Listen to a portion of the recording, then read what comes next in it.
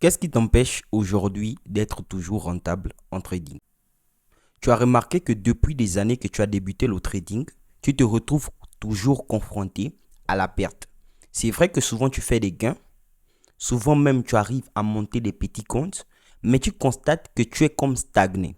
Tu n'avances pas dans ta stratégie, tu n'avances pas dans ton plan. Tu es stagné à ce niveau-là où tu n'es pas rentable.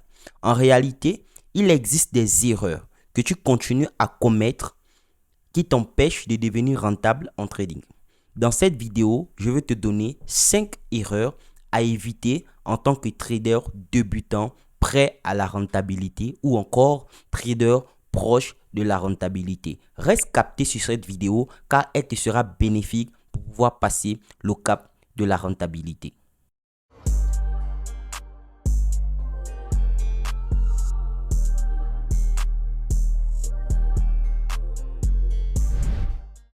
Quelles sont les 5 erreurs que tu as tendance à faire lorsque tu es trader débutant? Nous n'allons pas parler des erreurs communes. Nous n'allons pas parler des erreurs habituelles que tout le monde commet.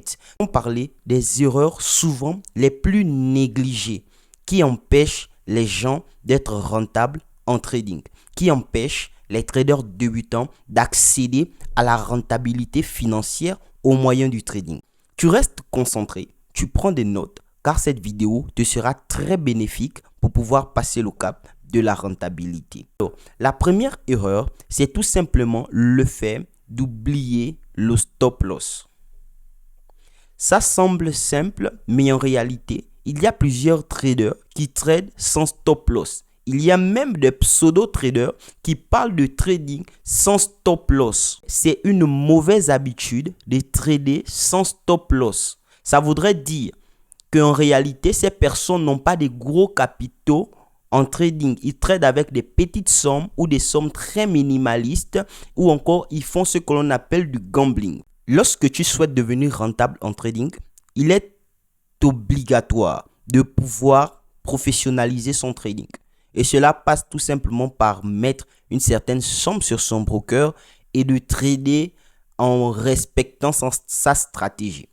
Mais lorsque tu es face à des traders qui te sous-entendent qu'ils tradent sans stop loss, cela voudrait dire qu'ils n'ont pas le money management, ils n'ont pas certaines rigueurs à avoir en tant que trader.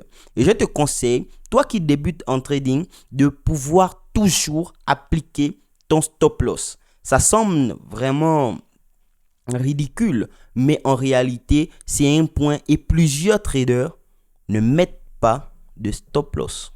La deuxième erreur, c'est toujours lié au stop loss. Il y a plusieurs traders qui déplacent leur stop loss. Qu'est-ce qui veut dire en réalité stop loss? Stop loss veut dire en français stop perte ou encore couper sa perte. Cela voudrait dire quoi? Ça voudrait dire qu'en réalité, là où tu dois placer ton stop loss, c'est là où ton trade doit être invalidé. Si tu prends un trade à l'achat et si tu positionnes ton stop loss, tu dois mettre ton stop loss là où ton trade est censé être invalidé. Ça voudrait dire que là où tu mets ton stop loss, soit si on touche ton stop loss, cela voudrait dire que ton possibilité d'achat est pour l'instant invalidée. Et peut-être c'est une possibilité de vente ou une possibilité d'achat, mais plus bas. On ne place pas son stop n'importe comment. On ne place pas son stop où l'on veut ou par rapport à la somme que tu veux perdre. On place son stop loss par rapport à l'invalidation de son setup. Ainsi, par rapport à cette invalidation de setup, tu regardes la perte que tu vas encaisser. Et selon cette perte, tu regardes si c'est lié à ton money management. Si c'est insuffisant, tu ajoutes plus de positions. Tu ajoutes plus de risques. Et si c'est OK, tu laisses ton risque. On ne déplace pas son stop loss. Et si tu déplaces ton stop loss, ça voudrait dire que tu ne sais pas comment le placer ou tu ne l'as pas placé au meilleur endroit. Et si tu déplaces ton stop loss, cela voudrait dire que tu ne respectes pas ton money management. Et si tu ne respectes pas ton money management, en trading, tu ne feras pas long feu.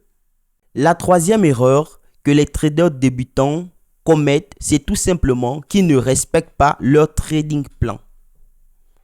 ou encore qu'ils n'ont même pas de trading plan. Ça, c'est l'erreur.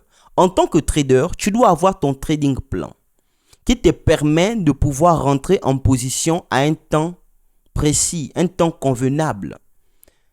Si tu n'as pas encore de trading plan, c'est normal que tu n'es pas encore rentable parce que tu trades tout et tu trades n'importe comment. En tant que trader, tu dois avoir un edge. Tu dois avoir un avantage sur les marchés. Ton avantage, c'est cela qui va te permettre de durer dans le temps et d'être rentable et d'avoir une même mise sur le marché en réalité.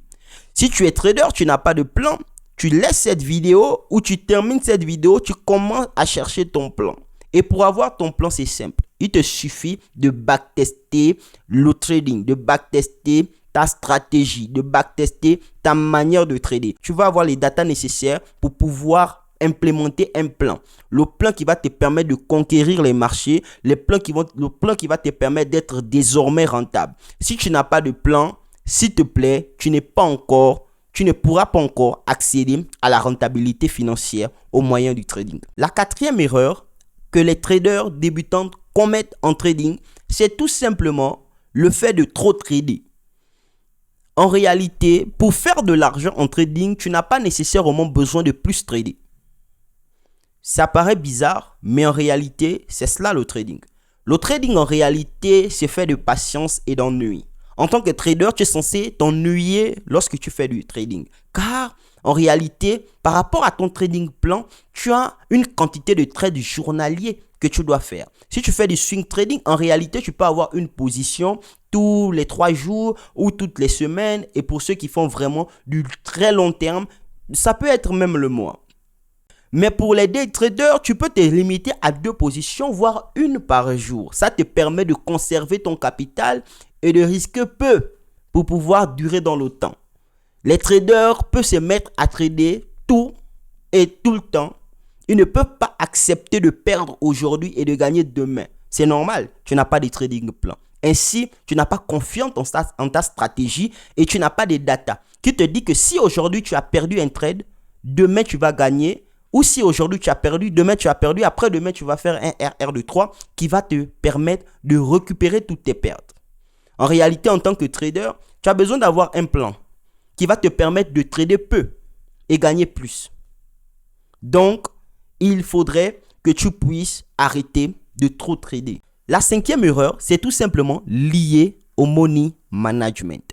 Il y a des traders qui n'ont pas de money management. En réalité, tu n'as pas de money management parce que tu trades les petits comptes. En sachant qu'aujourd'hui, en 2025, il y a des possibilités d'avoir plus de levier tout en investissant des petits capitaux comme $50, $100, $200. Tu peux avoir des plus gros leviers qui vont te permettre d'avoir une meilleure gestion.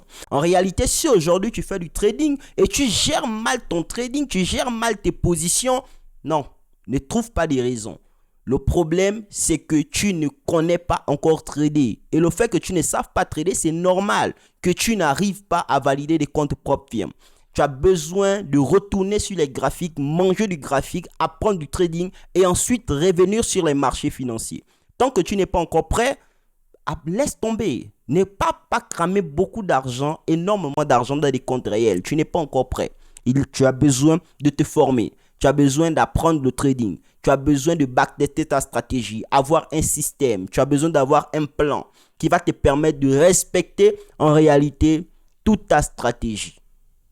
Et oui, le trading, ce n'est pas du jour au lendemain qu'on l'apprend. C'est pourquoi que nous délivrons un accompagnement. Voilà, un accompagnement en trading qui va te permettre tout simplement d'accéder à la rentabilité. Non seulement ça, mais également d'accéder au financement. Notre objectif, c'est de prendre des traders qui ont $100, $200, $300, $500, de pouvoir les amener à apprendre le trading étape par étape, les amener également à valider leur challenge propre ferme. Au terme de ce coaching, tu seras à même d'être rentable en trading, un financement en trading, c'est-à-dire tu auras désormais un capital. Si tu souhaites rejoindre notre accompagnement, c'est simple. Il suffit de remplir le formulaire qui sera tout simplement en description. Et ça nous permet, nous, de sélectionner les personnes à même de pouvoir suivre notre accompagnement. Car nous ne délivrons pas nos accompagnements à tout le monde. Non, nous délivrons notre accompagnement aux meilleurs, à ceux qui veulent réellement transformer leur vie, comme moi je l'ai fait il y a quelques années, me battre pour mon avenir. Et si toi également tu regardes cette vidéo, tu souhaites te battre pour ton avenir, n'hésite pas. Tu remplis le formulaire et tu nous laisses, on revient vers toi si tu réponds à la candidature. Voilà. Parce que nous ne prenons pas tout le monde. Vraiment, si tu as la chance de travailler avec nous, ce sera super. En bonus, je vais donner une 6e erreur à éviter en tant que trader. Et la 6e erreur à éviter en tant que trader, c'est tout simplement le fait de vouloir trader des petits comptes. Ah oui. En réalité, en Afrique, on trouve des personnes qui veulent trader des petits comptes. Ils veulent trader 10 dollars et amener ça à 100 dollars, 200 dollars. C'est possible. Moi, je l'ai fait et je continue à le faire. Mais en réalité, pour quelqu'un qui souhaite transformer sa vie au moyen du trading, ce n'est pas 100 dollars qui va transformer sa vie. En réalité, pour transformer ta vie en Afrique, c'est 100 000 dollars. Tu as un capital de 100 000 dollars, tu peux vivre aisément du trading. En Afrique, tu as un capital de 50 000 dollars, tu peux vivre aisément. Voilà, tu peux essayer de vivre en Afrique. Mais si tu as 100 dollars, tu ne peux pas vivre. Tu vas risquer et tu vas perdre. Et c'est ça vraiment le problème. Beaucoup de personnes qui vivent en Afrique tradent avec des petits comptes. Des petits comptes de 100 dollars, 550 dollars, parfois même 1000 dollars. Pourquoi risquer autant en sachant qu'avec 1000 dollars, tu peux avoir un compte de 200 000 dollars? Deux comptes de 100 000 dollars. Et en réalité, si tu fais juste 1%, ça te fait 2000 dollars chaque mois que tu retires. Donc, en réalité, prends conscience de ton avenir, prends conscience de ton trading. C'est inutile de jeter de l'argent par la fenêtre.